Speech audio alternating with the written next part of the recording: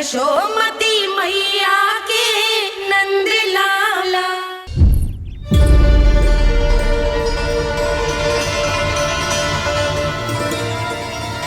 हो क्या रहा है वहां?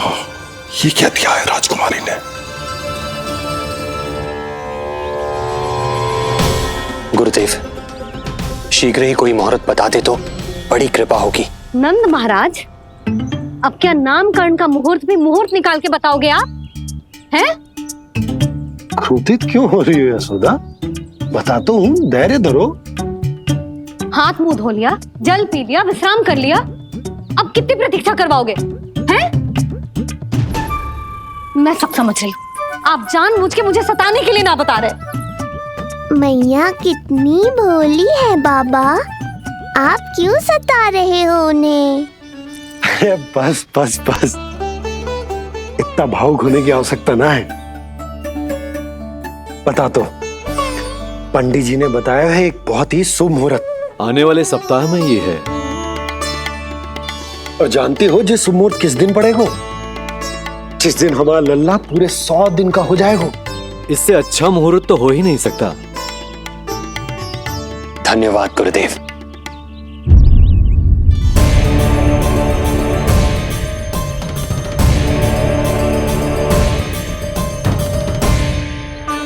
क्या हुआ गुरुदेव?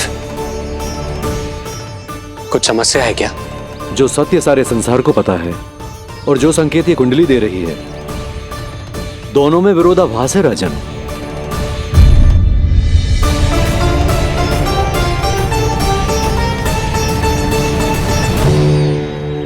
मैंने कहा ना राजन, उसकी चिंता करने की आवश्यकता नहीं है।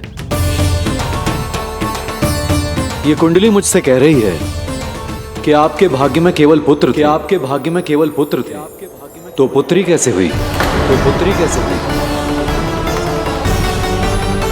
इस कुंडली के अनुसार आपकी दोनों पत्नियों के एक एक पुत्र जीवित हैं।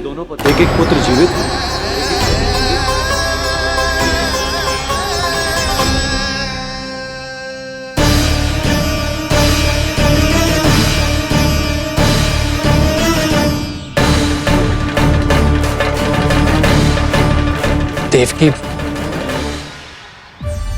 गुरुदेव मैं कुछ कैसे? कहने की आवश्यकता नहीं है राजन, मैं जानता हूं मेरे प्रश्नों के उत्तर कहां मिलेंगे। अरे कौन से प्रश्न और कैसे उत्तर? किस बारे में बात कर रहे हैं? ये लोग जो भी बात कर रहे हैं वो मुझे सुनाई क्यों नहीं थी? सही समय की प्रतीक्षा कीजिए राजन, आपके दोनों कार्य पूर्ण होंगे।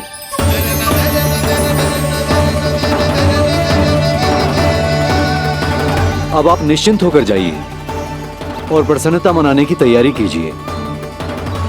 आपका बहुत बहुत धन्यवाद गुरुदेव। प्रणाम।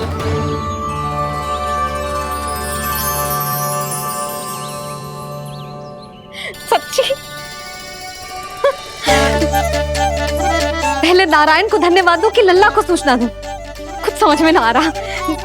लल्ला मैं अभी आया।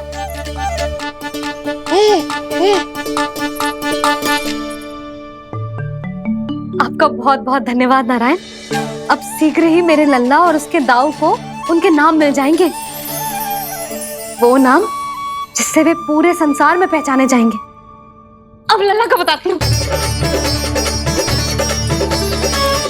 लल्ला, तू जैसे ही 100 दिवस का हो जाएगा, तेरा और तेरे दाऊ का नामकरण हो जाएगा। हाँ। किंतु आपने तो बताओ ही ना, हम इन दोनों को मिलवा कब सकते हैं? क्या देख रहे हो, बताओ तो। यशोदा, पंडित जी ने कही कि दोनों भाइयों को मिलवाने के लिए कोई मुहूर्त की आवश्यकता ना है, तो हम चाहें तो इन्हें आज भी मिलवा सकते हैं। लल्ला सुनो तूने, तू आज ही अपने दाऊ से मिल सकता है। मैं अभी सारी तैयारियां करती हूँ। भव्य मिलन होगा गोकुल में, भव्य मिलन।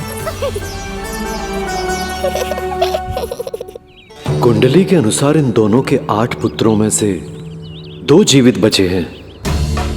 पहला तो रोहिणी पुत्र है, पर दूसरा कौन है? और वो कन्या कौन थी जिसे कंस ने मारा था?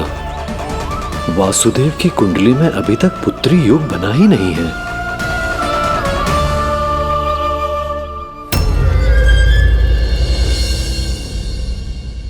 तू मुझको क्या मारेगा, अपनी आयु संभाल। काल तेरा अवतरित रूप है उसका उपाल।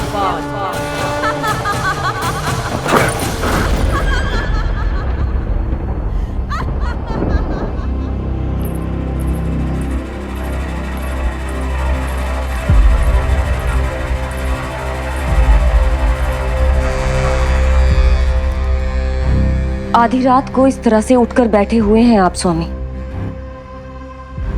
मैं ये तो नहीं जानती कि किस बुरे स्वप्न ने आपकी नींद छीन ली है, परंतु इतना अवश्य जानती हूं कि जो सूचना ये गुप्तचर लेकर आया है, इसे सुनकर आप रात भर सो नहीं पाएंगे।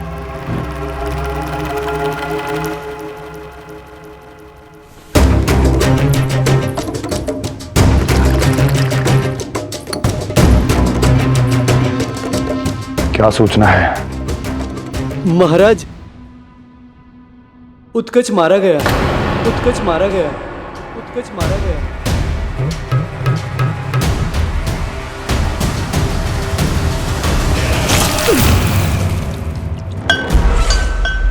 सूद बूद खो गए हो क्या अपनी? जो दिखता ही नहीं उसे मारा कैसे जा सकता है? इसने स्वयं देखा था महाराज। जिस शकट में समाकर शक्तासुर उस बालक को कुचलने वाला था, आपके शत्रु ने उसी शकट को चकनाचूर कर दिया।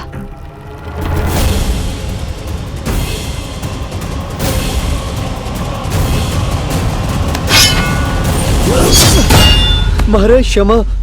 लगता है आपके सैनिक और तलवार दोनों की धार कुंद पड़ गई है महाराज।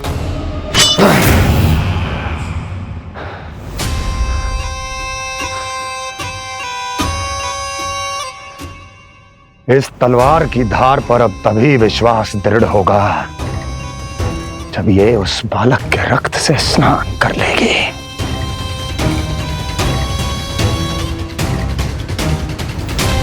और कैसे कैसे?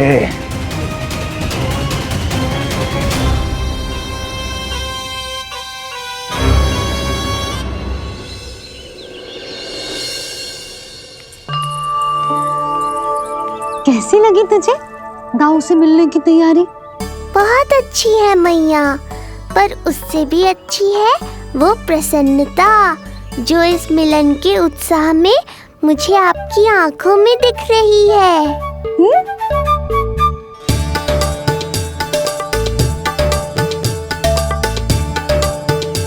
यशोदा, तुमने तो दो भाइयों के मिलन को भी त्योहार बना दिया। हाँ तो जे किसी त्योहार से कम थोड़ी ना है। जे शुभ दिन दोनों भाई के मिलन को पूरा गांव देखेगो। तो फिर अब बड़ी मैया को बुलाओ ना मैया। यशोदा जी, रोहिणी जीजी इतनी प्रतीक्षा क्यों करवा रही है? इतने दिवस से छुपा के रखे हो लल्ला को, अब तो शीघ्रता करनी चाहिए ना, है ना भाभी? प्रतीक्षा अवश्य की है, किंतु फल भी तो मीठा मिलेगा। आती होंगी रोहिणी जीजी।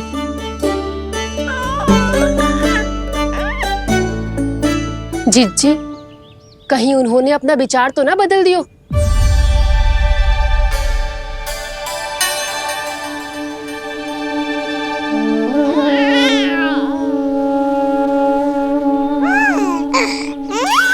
कितनी शीघ्र चिंतित हो जाते हो आप सब।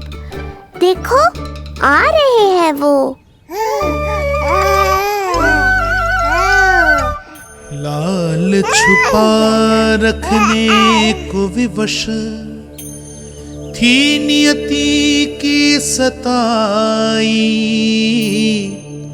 भूल के भय माज प्रभु की जग सम्मुख है लाई।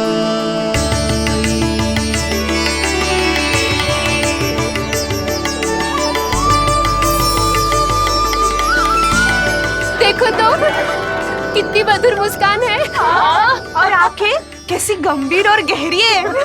अरे अरे, ये तो हमारी नीलमणि की तरह सुंदर भी है। सही कह रही है तू, और कितना प्यारा भी है। और कितना पलचाली भी लग रहा है ये, है ना? तो देखो इसके। हाँ बिल्कुल, लाल लाल टमाटर की तरह। देखो तो, दाऊ आए नहीं कि ये सब की सब मुझे भूल ही गई। अरे हटो सामने से, मुझे भी तो देखने दो।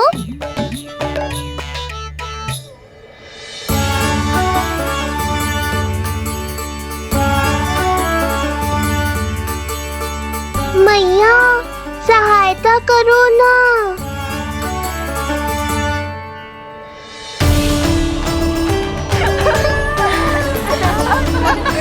चलो हटो सब, हटो हटो हटो, हटो सामने से। चलो, दोनों भाइयों को एक दूसरे से मिलने तो दो।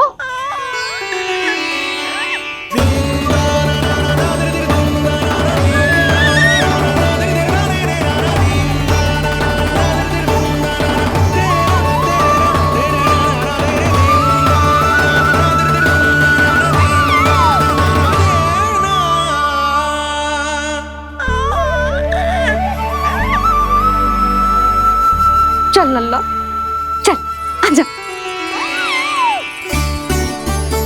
देख लल्ला, आ गए जी तेरे भैया, तेरा दाऊ। जी भर के बातें करो और निहारो एक दूसरे को। लाओ जी, आजा।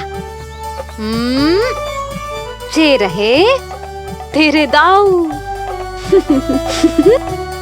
आओ जी।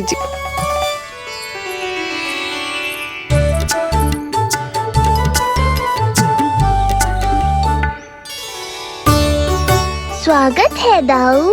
कितनी प्रतीक्षा के बाद अब जाकर आपसे भेंट हुई है।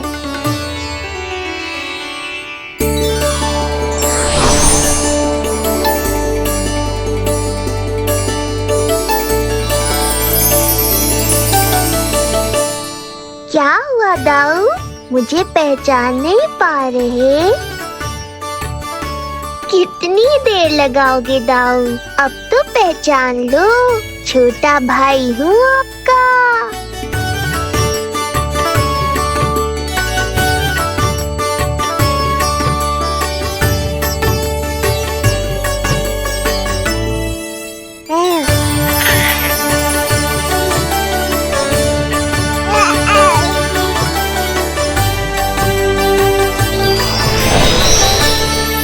देख प्रभु को भक्त शेष की आंखें है भर आई,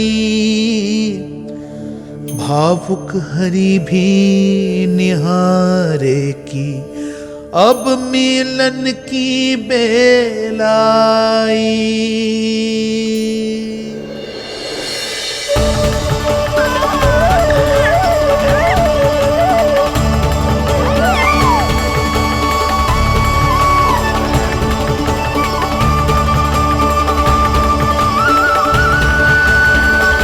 प्रभु, आपके दर्शन पाकर मैं धन्य हो गया।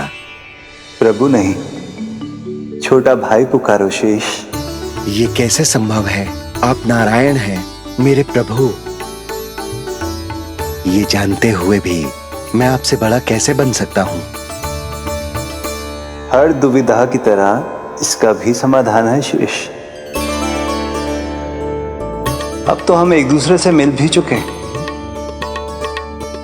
पृथ्वी पर हमारा सूत्र जुड़ चुका है, इसलिए समय के साथ तुम ये भूल जाओगे कि तुम्हारा ये भाई मेरा ही अवतार है। ये क्या कह रहे हैं प्रभु?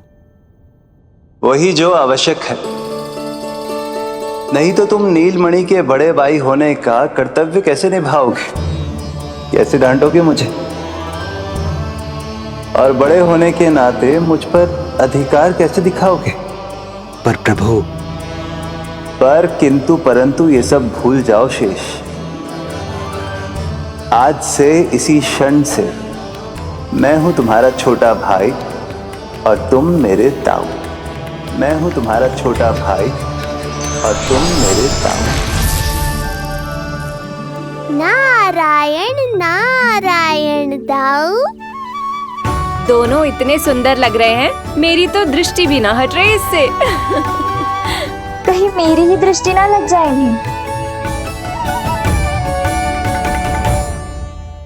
ये तो प्रतिदिन की कथा है दाऊ।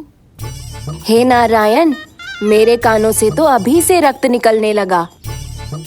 आदत डाल लो दाऊ, अब तो सहना ही पड़ेगा। वो देख रहे हो, सुलक्षणा चाची सबसे अधिक चतुर यही है। केवल अधिक चतुर ही नहीं नीलमणि, बहुत अधिक सयानी भी है ये। बिल्कुल सही पहचाना दाऊ, पर आप चिंता मत करो, मैं हूँ ना, मैं संभाल लूंगा इन सबको।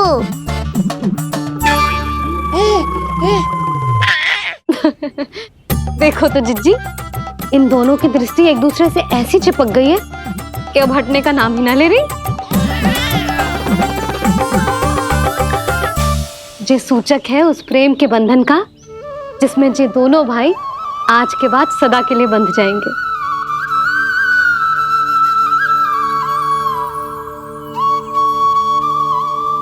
मुझसे भूल हो गई यशोदा, मैंने इन दोनों को पहले ही मिलवा देना चाहिए था।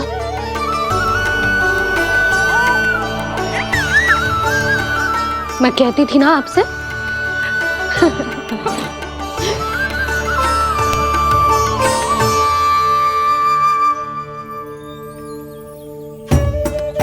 आई मैं।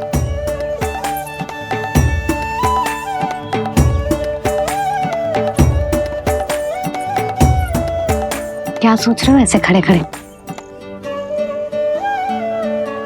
देख रहा हूं दोनों भाइयों का ये मिलन किसी त्योहार से कम थोड़ी ना। सही कहा था तुमने।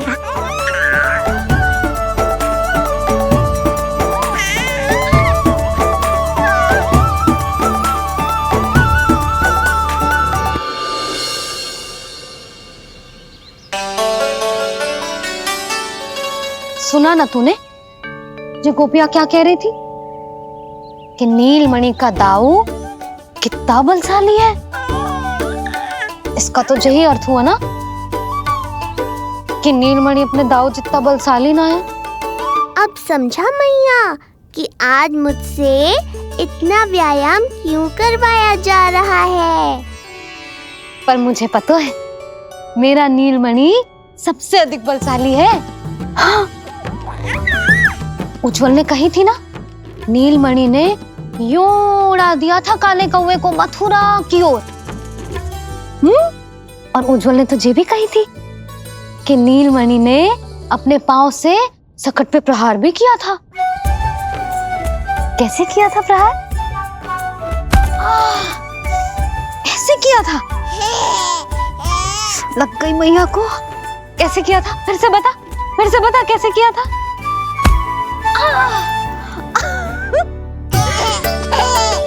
मेरे लल्ला में कितना बल है, मैया को ही धकेल दियो पीछे।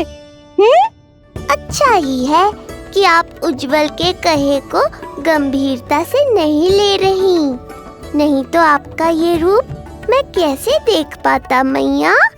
फिर से बता कैसे मारा था? कैसे मारा था?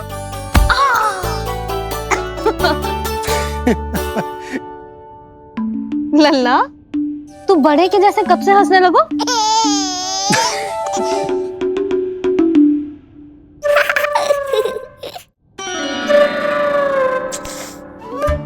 आप यहाँ क्या कर रहे हो? छुप छुप के मैया और लल्ला को खेलते हुए देखने के अतिरिक्त और कोई कार्य ना है आपके पास? कार्य तो है, पर यह अधिकार भी है कि मैं अपनी बड़ी सी पत्नी को अपने छोटे से लल्ला के साथ छोटे बालकों की तरह व्यवहार करते हुए देखूं।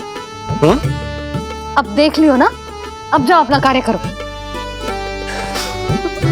कार्य तो कर लूंगा, परंतु मेरा पेट मुझसे कह रहा है कि इसे भूख लगी। भूख लग गई? भोजन का समय होगा। लगाती हूँ भोजन।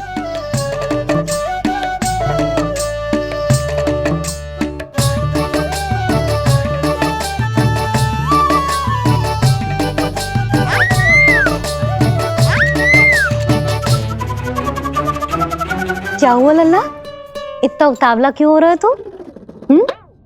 तुझे भी भूख लगी आई है क्या? सच्ची में भूख लगी आई है कि मंद मंद मुस्कुरा के मैया को बांधना चाहता है? तनिक रुक जा, तेरे बाबा को भोजन परोस के यूं गई और यूं आई। मेरा अच्छा लल्ला। आई।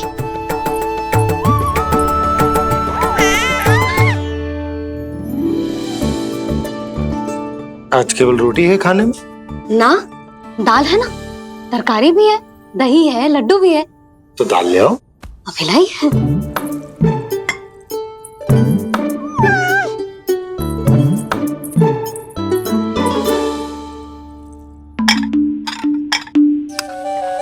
अवश्य भूख ही लगी होगी उसे। यशोदा, दही नहीं दाल। क्षमा करना, भूल हो गई।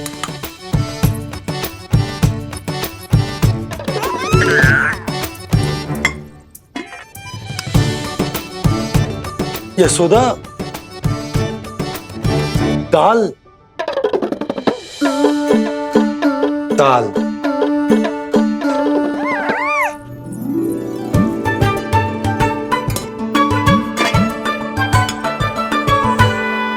अब ऐसे क्या देख रहे हो? बोला ना भूल हो गई। सब मिला के खा लो, पेट में तो मिलना ही है। थोड़े चावल मिलेंगे? हाँ मिलेंगे, अवश्य मिलेंगे।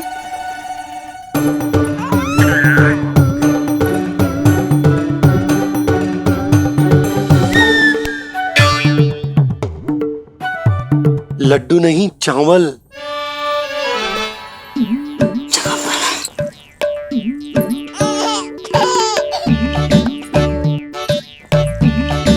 हंस क्या रहे हो जी?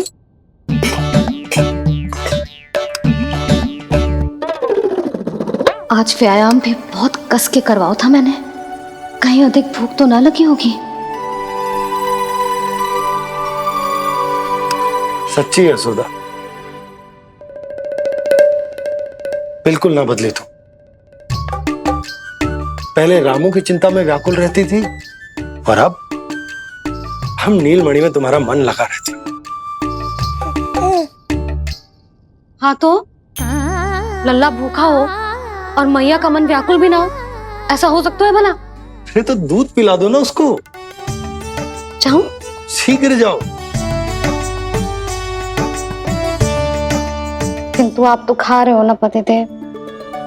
वही तो यशोदा, मैं खा रहा हूं, किंतु वो भूखो है। जाओ। ठीक है। यहाँ थी तो लल्ला की भूख के लिए चिंतित थी, अब वहां जाएगी तो पक्का मेरे भोजन के बारे में चिंता करेगी। कहीं आधे ही भूख में ना उठ जाए तेरे बाबा, उन्हें कुछ और चाहिए होगा तो? सही कहा था बाबा ने, वहाँ मेरी चिंता थी, यहाँ बाबा की चिंता है। सच्ची मैया, अनोखी हो आप। अरे इतने से पेट भर गया तेरा? ना, ये वाली मुस्कुराहट तो मत ही दिखा मुझे। इतनी शीघ्र तेरा पेट भर ही ना सकता। मैया जानती है अपने लल्ला की भूख।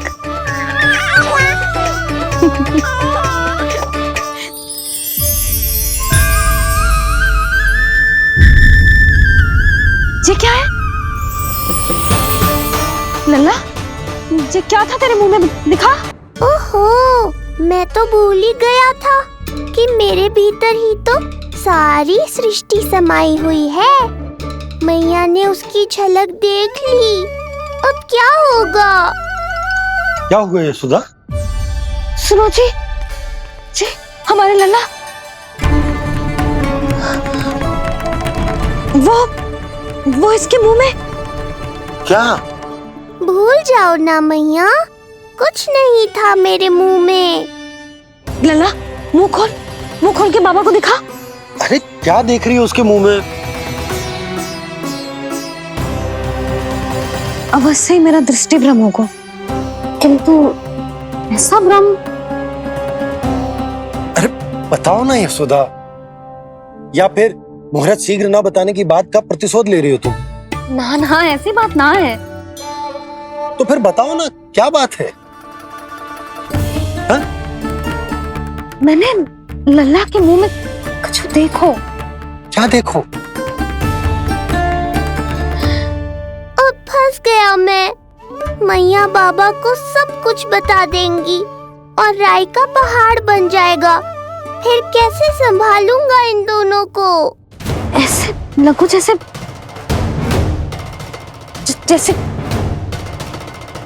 पूरा का पूरा ब्रह्मांड।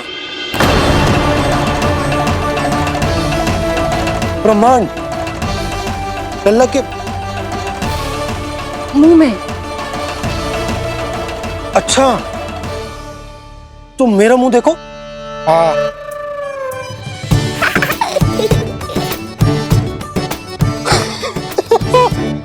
ब्रह्मा।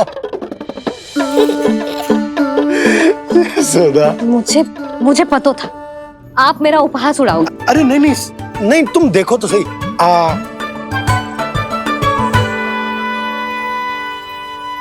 ब्रह्मांड ना सही, गोकुल तो दिखना चाहिए।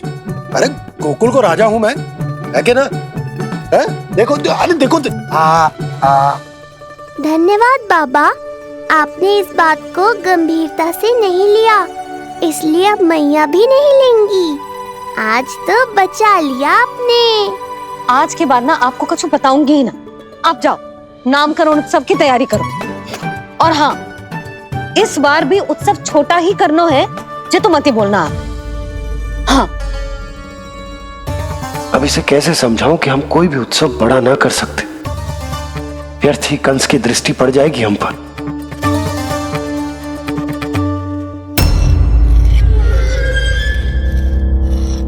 लगता है आपके सैनिक और तलवार दोनों की धार कुंद पड़ गई है महाराज। महाराज, मुझे भय था कि कहीं ऋषि गर्ग मुझे श्राप ना दे दे।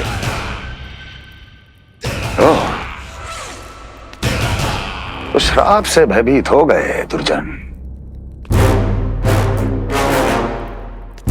किंतु कंस तो कोई श्राप नहीं देता, सीधा मृत्यु देता है। ऐसा न करे महाराज, दया करे, दया निदान। यदि मैं उनकी इच्छा के विरुद्ध भीतर जाने की कोशिश करता तो जितनी सूचना मुझे मिली है उतनी भी नहीं ला पाता। तब आपको कैसे पता चलता महाराज कि आपकी बहन और बहनोई मात्र अपनी मृत संतानों के श्राद्ध के लिए वहां नहीं गए थे?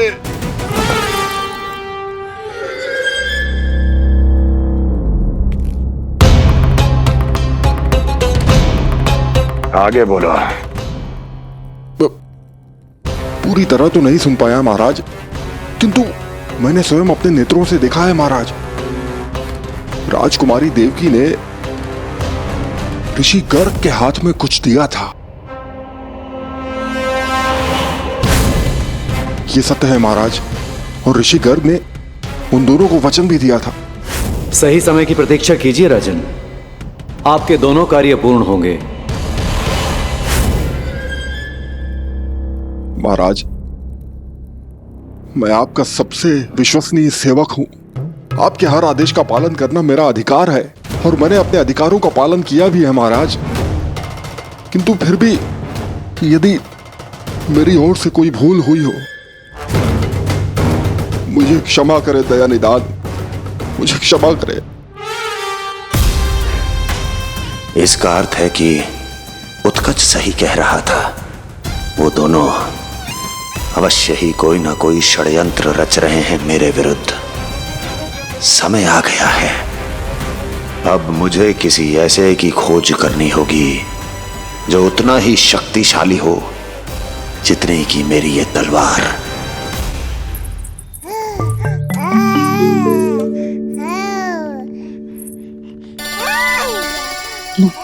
अभी से पुकारने लगो जी। अभी तो आई हूँ रसोई में।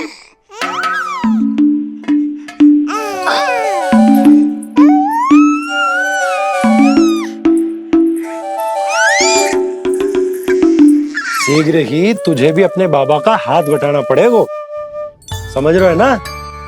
बटाएगा ना हाथ? अभी जे 100 दिन का भी ना हो और जे इस नन्हे से बालक को काम काज का भार सौंपने की बात करने लगे। काम का नाम सुनते ही मुख से स्वर ना निकल रहे तेरे। अभी तो बड़ा ऊ कर रहा था। बता, हाथ बटाएगो के ना? अरे बता ना।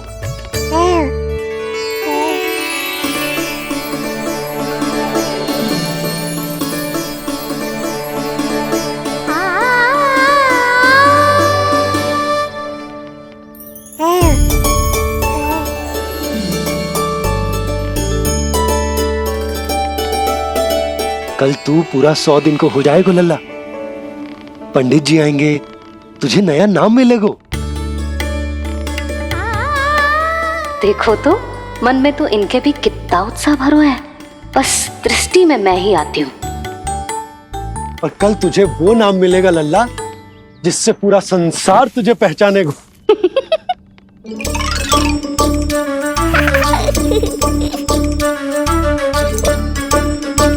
अब लल्ला कितना कार्य शेष है और तूने मुझे बातों में लगा लियो। मुझे क्यों फंसा रहे हो बाबा? छुपाने की कोई आवश्यकता ना है। जितनी उत्साहित मैं हूँ उतने ही उत्साहित आप भी हो इसके नामकरण को लेके। पता है मुझे। लल्ला के नामकरण पे उसके बाबा उत्साहित ना होंगे? बिल्कुल होंगे, इसीलिए तो कह रही हूँ अपना उत्साह बांटो अपने लल्ला के साथ। मैं अभी आई। अच्छा, ऐसे तो तुम लल्ला को छोड़ के कहीं ना जाती। अभी कहाँ चली? रोहिणी जिज्जी के पास, और कहाँ? लल्ला और उसके दाऊ के नामकरण की तैयारी करनी है कि ना? कितने लोगों को आमंत्रित करना है, कितने प्रकार की मिठाइयां बनानी है, ढोल वाले को कितने बजे का समय देना है, ये सब सुनिश्चित करना है ना, ताकि ये उत्सव गोकुल का सबसे बड़ा उत्सव हो। अरे सूची देनी है जिज्जी को।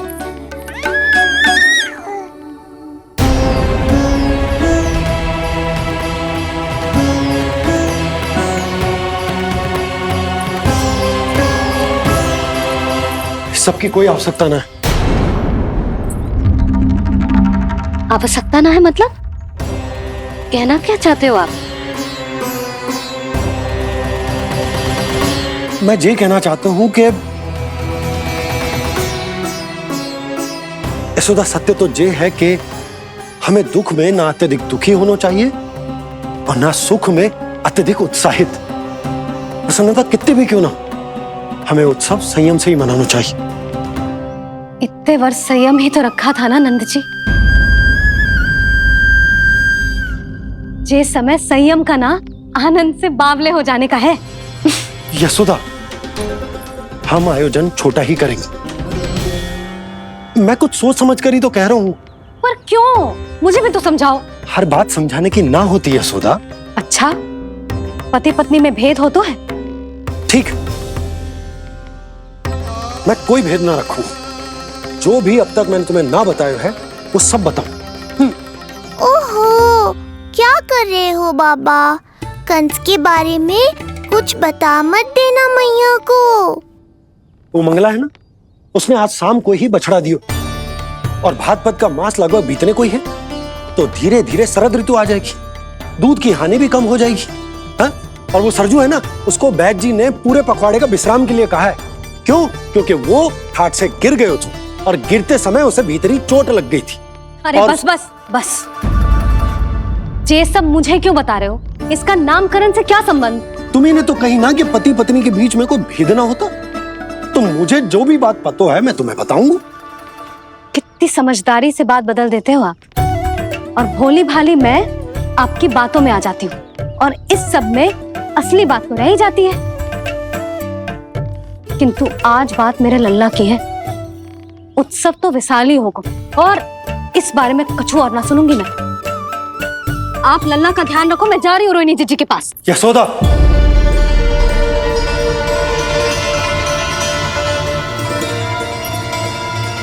बात केवल सुनने की ना होती, उसे समझना भी पड़ता है।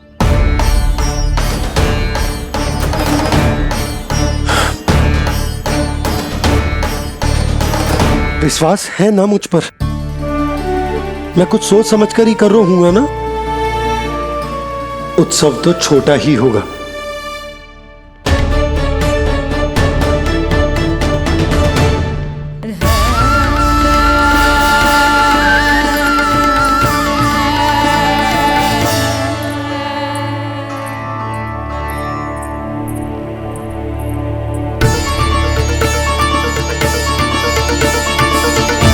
क्षमा करना लल्ला, तेरी मैया को डांटना पड़ गया। आपको मेरी सुरक्षा की चिंता है बाबा, समझता हूँ मैं, इसलिए आपने ये निर्णय लिया है। समझ में नहीं आता, कब कौन सा निर्णय क्यों लेते हैं आप? यदि कंस को समझना इतना आसान होता तो कंस नहीं होता। ये नया सिंहासन उसके लिए है जो मेरा विश्वास पात्र बनेगा। मेरे दाहिने हाथ की तरह मेरे मन के सबसे निकट होगा वो। मंत्री परिषद में विशेष स्थान की प्राप्ति होगी। मेरे बाद पूरे राज्य के लिए उसी का वचन होगा। शासन, किंतु ये अधिकार केवल उसे प्राप्त होगा जो मेरी परीक्षा में उत्तीर्ण होगा। मेरा सबसे महत्वपूर्ण कार्य करेगा वो। इसलिए जाओ, कह दो सभी बाहुबलियों को, महाबलियों को, दैत्यों को, दानवों को, प्रेतों को, पिशाचों को, सभी को यह सूचना दे दो ना ना ना ना,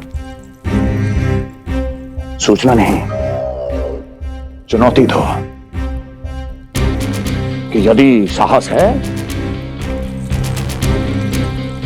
तो आए, मेरी परीक्षा में उत्तीर्ण हो और इस सिंहासन पर बैठने का अधिकार प्राप्त कर ले। जाओ। और हां, ये अवश्य कहना कि केवल वही आए जिनके हृदय में साहस का ज्वालामुखी धधकता हो, जिनकी तलवारें पर्वतों का सीना चीरने को व्याकुल हो, जिनकी संकल्प शक्ति इतनी दृढ़ हो कि मृत्यु से टक्कर ले लें। कायर नहीं चाहिए मुझे। जाओ। महाराज, आप जिसे भी ये विशेष पद देंगे, भविष्य में यदि वही हमारे शीश पर बैठ गया तो क्या करेंगे आप? पहले ऐसा कोई योद्धा सामने तो आए अस्ति, जो उस विष्णु के अवतार का संहार कर सके।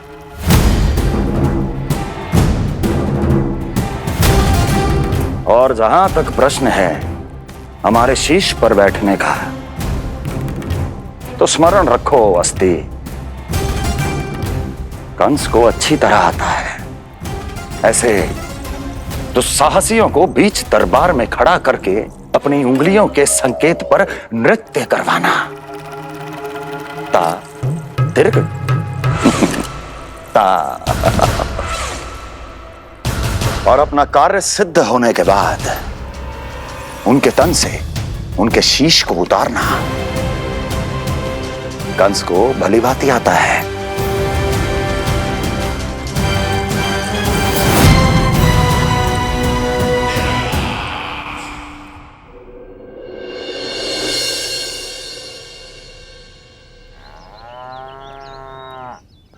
पूरे 100 दिन का होगा हुआ तो लल्ला, कम से कम 100 व्यक्ति तो आने चाहिए थे ना तेरे और तेरे दाऊ के नामकरण में। हाँ, अब तुम मुस्कुरा क्या रहो है? तू ही बता, जे भवन देख के लग रहा है कि यहाँ कोई उत्सव है? बिना अतिथियों के कैसा उत्सव और कैसा आनंद, तू ही बता। और मैं करूं भी तो क्या? पता है लल्ला, मुझे तो लग रहा है तेरे बाबा ना कंजूस होगा है। नहीं तो भला और क्या समस्या हो सकती है उन्हें बड़े आयोजन से? अरे गोकुल के राजा का लल्ला है तू, राजकुमार। यदि तेरा आयोजन बड़ा ना होगो तो भला किसका होगो?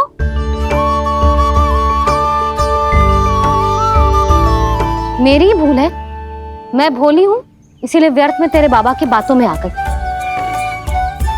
मैं भोली हूं ना, व्यर्थ में उनका कहा मान गई। किंतु अब ना मैं कोई मांग रखूंगी, ना मैं उनसे बात करूंगी। और कहे देती हूँ लल्ला, सावधान जो इस बार तू बीच में आया तो। हाँ नहीं तो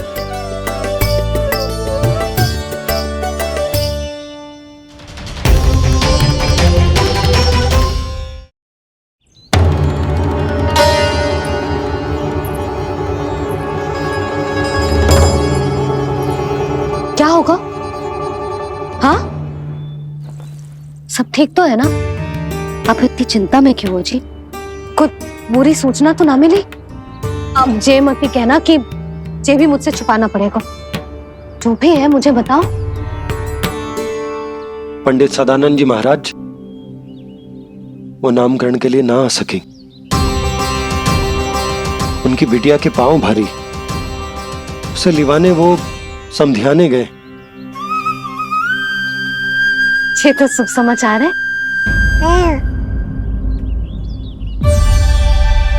किंतु मेरे लल्ला का नामकरण अब वो सही मुहूर्त पे कैसे होगा? वही तो समझ ना आ रहा। ऐसे मन छोटा करने की आवश्यकता नहीं है मैया बाबा।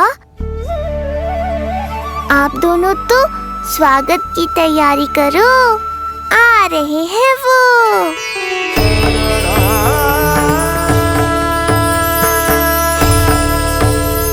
लो, आ गए वो जिनकी मुझे प्रतीक्षा थी। आप दोनों व्यर्थ ही चिंता कर रहे थे।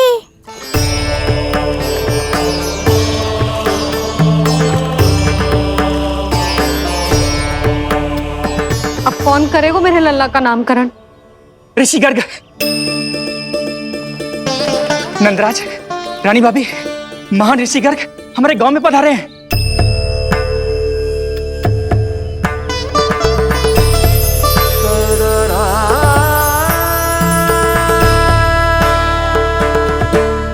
ऋषि गर्ग गोकुल में? हाँ नंदराज, और कह रहे थे उन्हें यादव राज वासुदेव जी ने भेजो है रानी जी के पास। अरे तो तुम लोग खड़े खड़े क्या देख रहे हो? जाओ उनके सत्कार की तैयारी करो।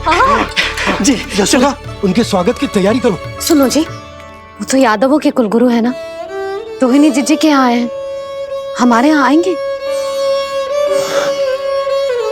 आप देखती जाओ मैया, वो सीधे हमारे घर ही आएंगे।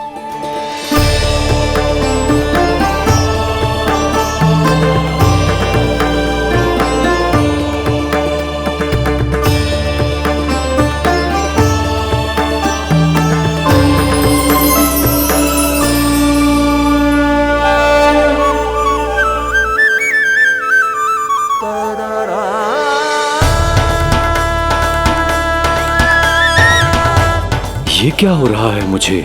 मैं उस भवन की ओर क्यों बढ़ा जा रहा हूँ? क्योंकि आपके यहाँ आने से ही मेरी मैया बाबा की चिंता समाप्त होगी ऋषिवर। ये बात तो मैं न जानता, परंतु मुझे जाकर उनको स्वागत करना चाहिए।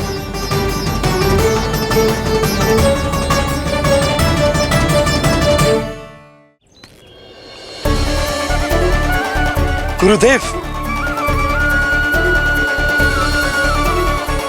कल्याण हो। भगवान श्री नारायण के महान भक्त आज हमारे गांव में पधारे। हमारा जीवन सफल है गयो आज। वो भवन आपका है नंदराज? आपके शुभ चरण पड़ेंगे तो हमारा जय भवन पवित्र हो जाएगा। इतने बड़ी ऋषि अगर हमारे घर पधारेंगे तो हमारे तो भाग्य ही संवर जाएंगे।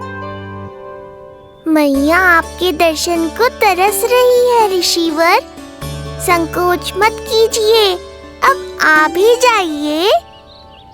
पधारिए गुरुजी। न जाने क्यों मेरे पांव अपने आप ही आपकी भवन की तरफ जाने को व्याकुल है नंदराज।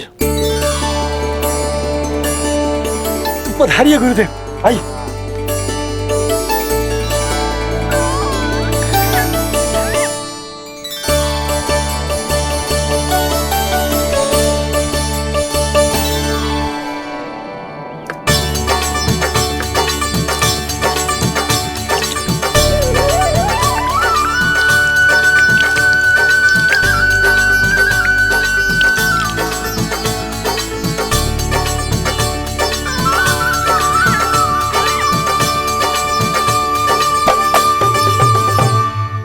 कल्याण हो। पधारिए।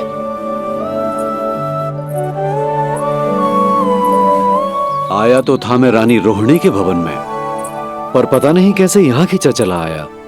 विराजिए गुरुदेव। महाराज, आप इसे भी रोहिणी जिज्जी का ही घर समझिए, मैं अब भी बुला कर लाती हूँ। महाराज, ये हमारा सौभाग्य है कि आपने यहाँ आना स्वीकार किया।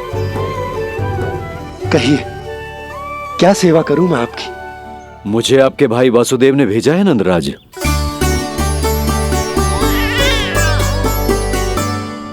प्रणाम गुरुदेव।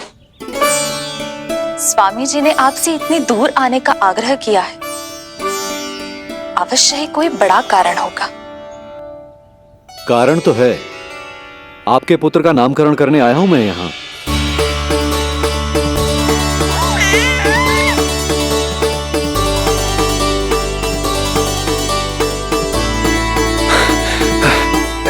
ऋषिवर, तब तो आप अत्यंत ही शुभ दिन पधारे। आज का ही मुहूर्त निकलो है भाभी के लल्ला और हमारे लल्ला के नामकरण के लिए। हम तो पंडित जी गांव से बाहर हैं, इसीलिए आप। अब तो आप यहाँ आ गए हो, आप हमारे भी लल्ला का नामकरण कर दो ना। पुत्री, ये क्या कह रही हो तुम? विनती कर रही हूँ, और मेरी जे आग्रह अस्वीकार मत ही करो। आप दोनों भाइयों का नामकरण एक साथ हो जाएगा।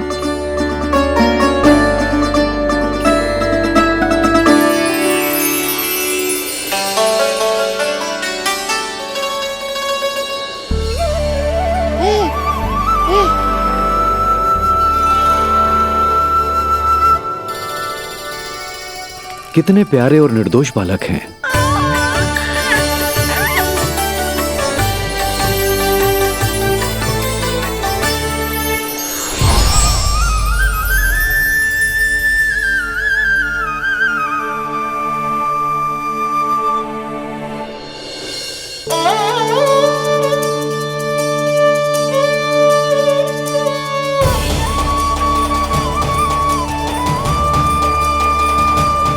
इन दोनों को देखकर गुरुदेव की आंखों में आंसू क्यों आ गए?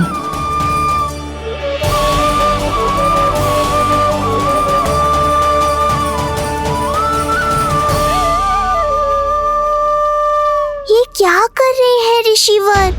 संभालिए अपने आप को, नहीं तो मेरा रहस्य खुल जाएगा आज। अरे ऋषिवर, हाथ मत जोड़िए। इससे पहले कि गड़बड़ हो जाए, अपनी नमस्कार मुद्रा को आशीर्वाद मुद्रा में बदल दीजिए। बात को समझिए, मैंने ये अवतार मैया और लल्ला के अद्भुत संबंध का अनुभव करने के लिए लिया है, पर आपकी भावुकता के कारण यदि मैया को मेरा सत्य पता चल गया तो ये संबंध ही बदल जाएगा।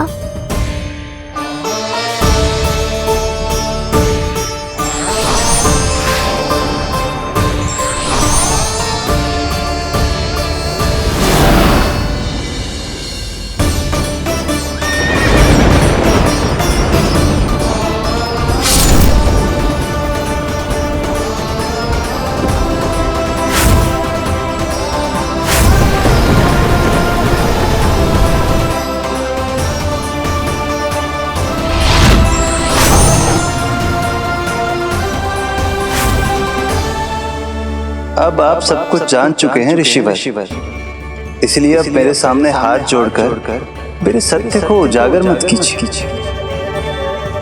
अपने शिष्य वसुदेव के पुत्र के रूप में मुझे आशीर्वाद दीजिए।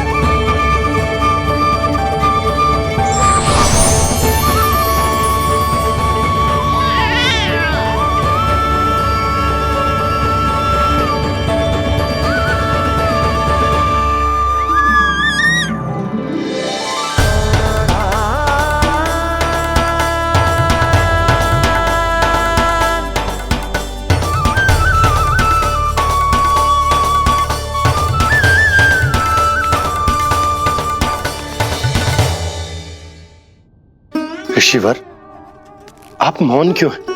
और आपकी आंखों में आंसू, सब कुछ ठीक है ना?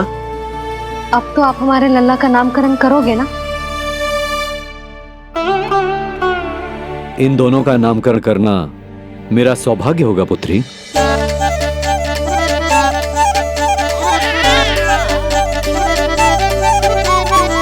परंतु ये गोपनीय रूप से करना होगा।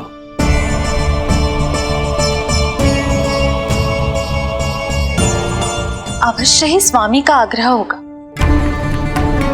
ताकि कंस की बुरी दृष्टि हमारे पुत्र पर ना पड़े। ये तो बहुत महान ऋषि हैं, इन्हें कंस के अत्याचारों के बारे में अवश्य पता होगा। अपनी संतान का नामकरण संस्कार करना एक मां के लिए उत्सव से कम नहीं होता है, पर यह छुपकर करना होगा। आप दोनों को स्वीकार तो है ना? जैसी आपकी आज्ञा गुरुदेव। स्वीकार है गुरुदेव। तो फिर कहाँ करना है हमें नामकरण का प्रबंध? गुरुदेव, मंदिर सही रहेगा? उससे पवित्र स्थान तो हो ही नहीं सकता है। ऋषिवर, आप तनिक विश्राम कीजिए, हम लोग प्रबंध करते हैं। मैं कुछ समय इन बालकों के साथ व्यतीत करना चाहूंगा। ये तो इनका सौभाग्य होगा। हमें आज्ञा दीजिए।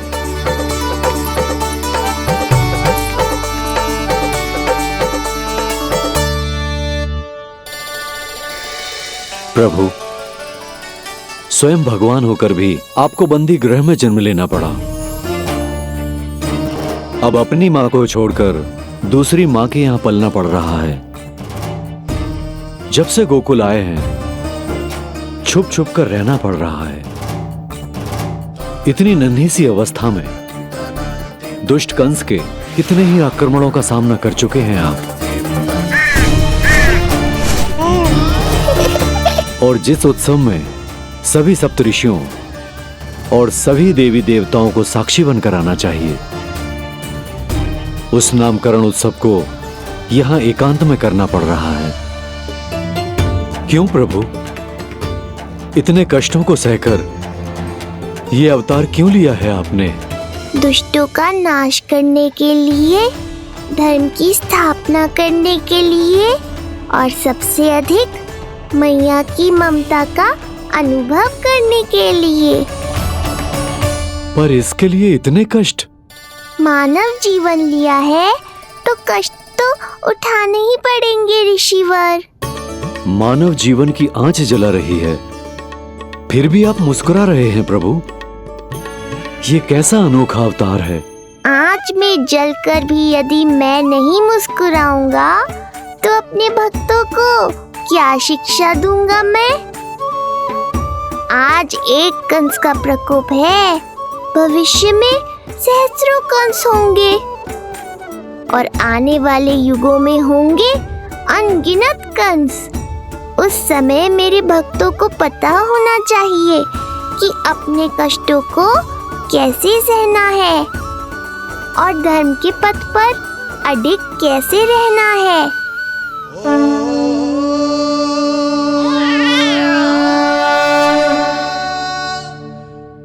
आप धन्य हैं प्रभु। देखा अस्ति, जब सिंह दहाड़ता है तो वन के सभी जीव जंतु इकट्ठे हो ही जाते हैं। वो सब जो मेरा विश्वास पात्र होने का अधिकार और ये सिंहासन पाना चाहते हैं, सामने आए। बुद्धि के बिना बल अपंग होता है महाराज, और मेरे पास बुद्धि और बल दोनों हैं। आप केवल आदेश दीजिए किसका संहार करना है।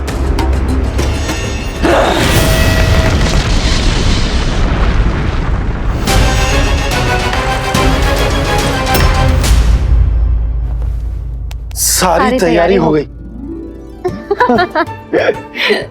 बोलो। आप गुरुदेव को बुला लो, मैं रोनी जीजी और बालकों को ले आती हूँ। यशोदा, तुम रुष्ट तो ना हो ना मुझसे? मैं भला रुष्ट क्यों होने लगी? नहीं, तुम जो उत्सव बड़े धूमधाम से करना चाहती थी और बहुत प्रसन्न हूँ मैं कि हमारे लल्ला का नामकरण स्वयं ऋषि गर्ग पूरे विधि विधान से कर रहे हैं। मैं समझ गई, उत्सव बड़ा हो या ना हो, प्रसन्नता बड़ी होनी चाहिए। अरे मैं तो इतनी उत्साहित हूँ कि दोनों भाइयों का नामकरण आज के शुभ मुहूर्त पे हो रहा है। तो इससे पहले जो बीत जाए, जाओ। आप भी बुला लो।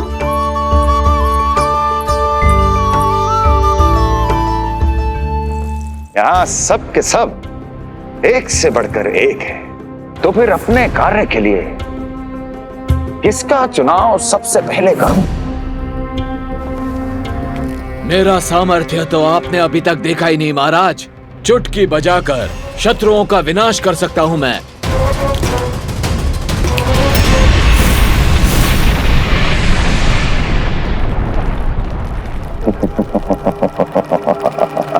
वाह! किंतु आपने तो बताया ही नहीं कि करना क्या है। वध करना है, एक नवजात बालक का वध। उसे साधारण बालक मत समझना। गोकुल में नंद के घर पल रहा वो बालक विष्णु का अवतार है।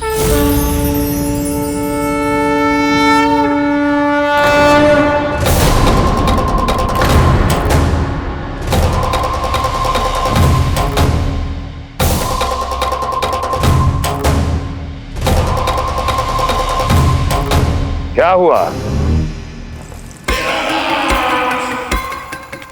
इतना सन्नाटा क्यों छा गया?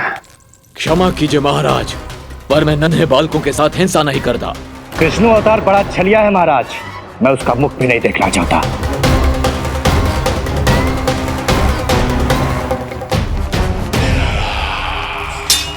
जाने दो इन्हें। वैसे भी इस सिंहासन के लिए मुझे कायरों की कोई आवश्यकता नहीं। जाने दो।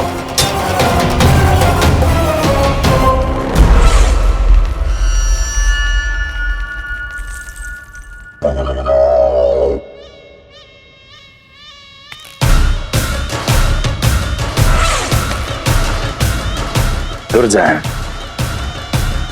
क्या कहा था मैंने कहा था केवल वही आए जिनके हृदय में साहस का ज्वालामुखी धधकता हो, जिनकी तलवारें पर्वतों का सीना चीरने के लिए व्याकुल हो, जिनकी संकल्प शक्ति इतनी दृढ़ हो कि वो मृत्यु से टक्कर ले जाए। वही होगा इस सिंहासन का असली अधिकारी। महाराज,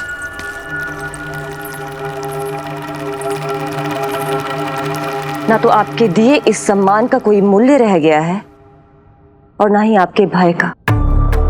अभी आपने ही कहा था ना कि जब वन में कोई सिंह दहाड़ता है तो उस वन के सभी जीव जंतु एक जगह एकत्रित हो जाते हैं, परंतु उसी वन में जब कोई बब्बर सिंह दहाड़ता है तो वही जीव जंतु भय के मारे इधर उधर भागने लगते हैं। निश्चित ही वो बालक इन सब के लिए बब्बर सिंह बन चुका है। उसका भय हमारे साम्राज्य की नींव हिला रहा है महाराज।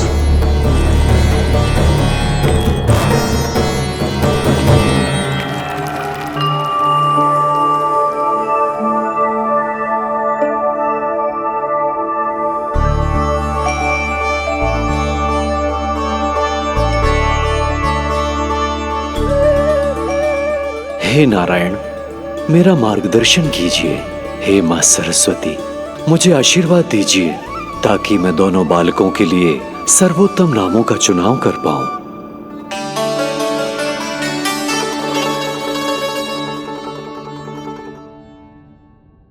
आपके पुत्र को बड़े भाई के कर्तव्य का निर्वाह करना है और इस दायित्व को प्रभु श्री राम से अच्छा किसने निभाया है? जैसा अटूट संबंध उनका अपने भाइयों के साथ था, मैं श्री नारायण से प्रार्थना करता हूं कि वैसा ही प्रेमपूर्ण संबंध इसका भी अपने छोटे भाई के साथ हो।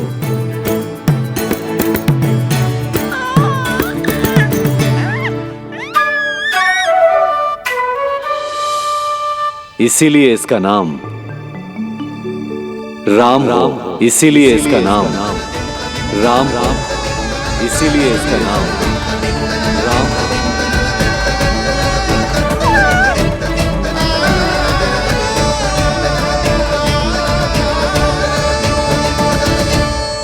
बड़े भाई में आदर्श, न्याय, संकल्प बल के साथ साथ शारीरिक बल भी होना चाहिए।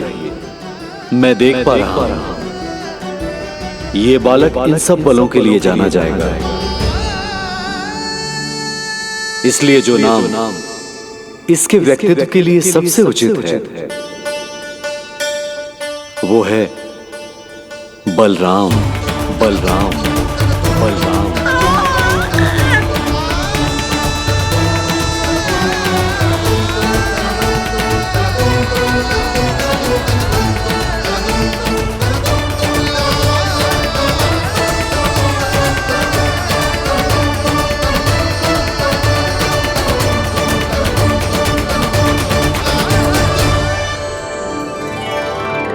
बलराम।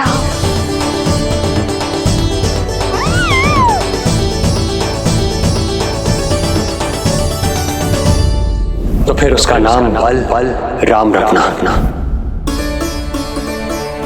कैसा अद्भुत संयोग है रिसीवर। जब इसके जन्म की सूचना देने मैं वसुदेव भैया के पास मथुरा गया था, तब उन्होंने भी यही नाम रखा था, बलराम। ये संयोग नहीं, नारायण की इच्छा है नंदराज। बलराम से अधिक उपयुक्त नाम इस बलराम के लिए कुछ और हो ही नहीं सकता है। पर मैं तो दाऊ कहकर ही बुलाऊंगा इन्हें, बलदाऊ।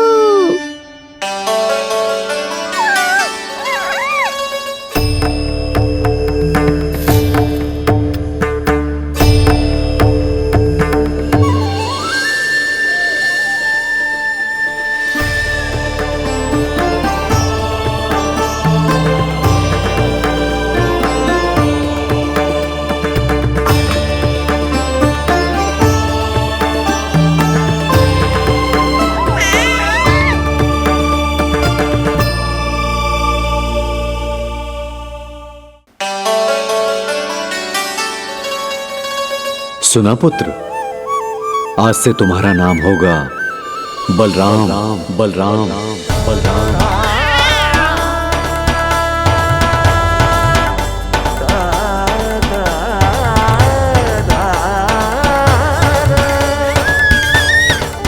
गुरुदेव, कितना अद्भुत नाम दिया है आपने इसे। अब मेरे लल्ला को भी ऐसा ही कोई उत्तम सा नाम दे दो।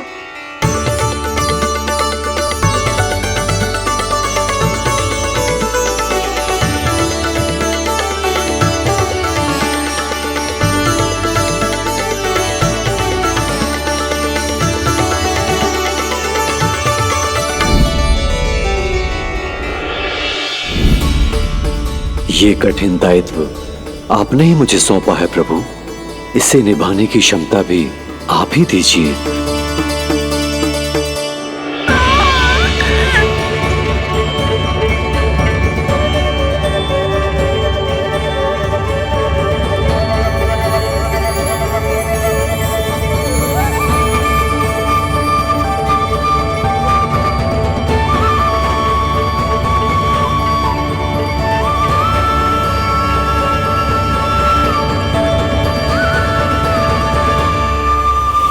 कृष्ण कृष्ण कृष्ण कृष्ण कृष्ण कृष्ण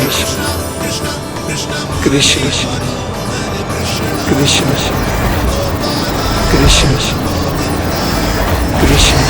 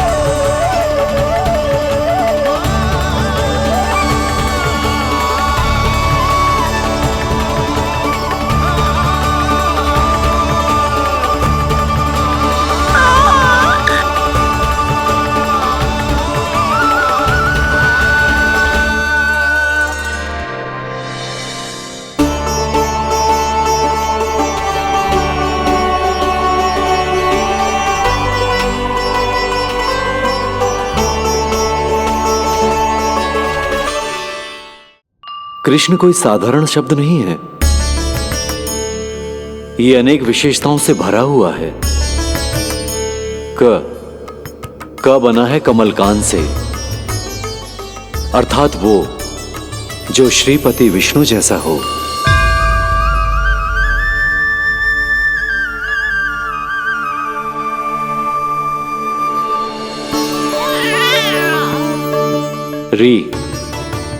री की उत्पत्ति हुई है श्री राम से, अर्थात वो जो सबके हृदय में बस जाए।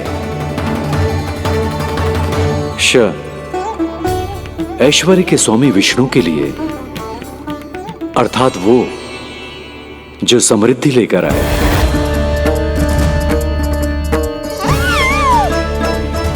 और ना है नरसिंह के लिए, अर्थात वो जो रक्षा करे। और अंत में आकार की मात्रा सूचक है अग्निदेव का, अर्थात वो जो स्वयं तप कर सबको पवित्र कर दे।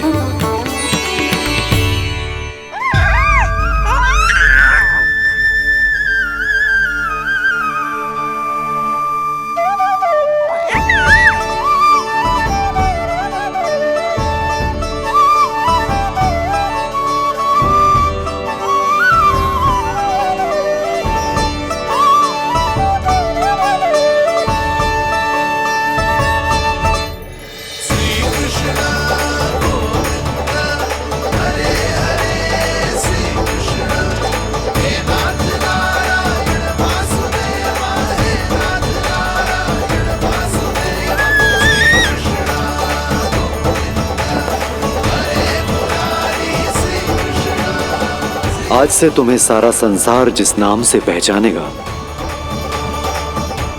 वो नाम है कृष्ण। वो नाम है कृष्ण। वो नाम है कृष्ण। वो नाम है कृष्ण। कृष्ण कृष्ण कृष्ण कृष्ण कृष्ण कृष्ण कृष्ण कृष्ण कृष्ण कृष्ण कृष्ण कृष्ण कृष्ण।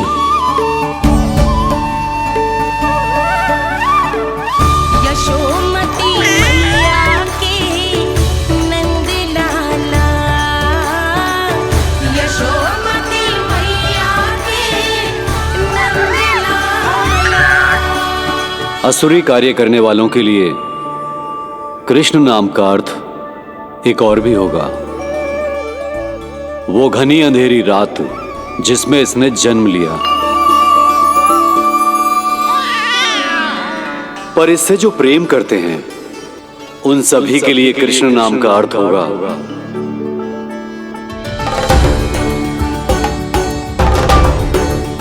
अतुलनीय सुंदरता और अथाह प्रेम।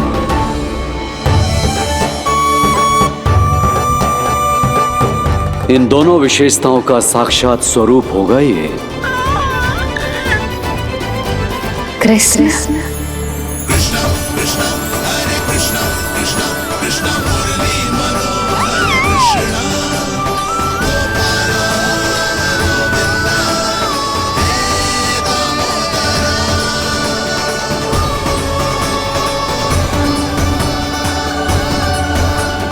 कान्हा के नटखट लीला और मजेदार कारनामे देखने के लिए चैनल को सब्सक्राइब करें और बेल आइकॉन दबाना ना भूलें।